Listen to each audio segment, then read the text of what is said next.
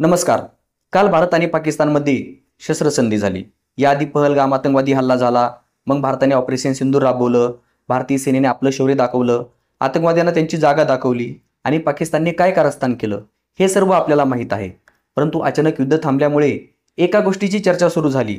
ती म्हणजे यातून भारताला काय मिळालं? आणि याचं उत्तर आहे काहीच नाही. याचा अर्थ आपण जे दररोज पाहतोय, ऐकतोय ते सर्व खोटं आहे तर नाही.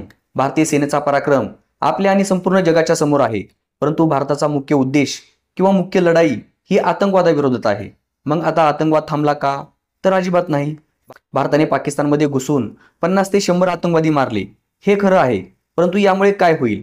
अजून हजारो आतंकवादी तयार होतील, तेही जास्त ताकदीने आणि बदल्याच्या भावनेने, कारण त्यांची आका तर सही सलामत आहेत. दुसरी गोष्ट, पाकिस्तानला धडा शिकवला का? तर मुळीच नाही. कारण पाकिस्तान कधीही सुधारणार नाही किंवा आतंकवाद सोडणार नाही. भारताविरुद्ध कट कारस्थान करतच राहणार. शस्त्रसंधी झाल्यापासून अवघ्या 3 तासात हल्ला करणाऱ्या पाकिस्तानकडून काय अपेक्षा ठेवणार? पाकिस्तान आणि आतंकवाद एकच आहे. त्यामुळे काहीतरी ठोस कारवाई करायला हवी, ज्यामुळे आतंकवाद कायमचा संपेल किंवा भारतावर हल्ला करायची हिंमत होणार नाही.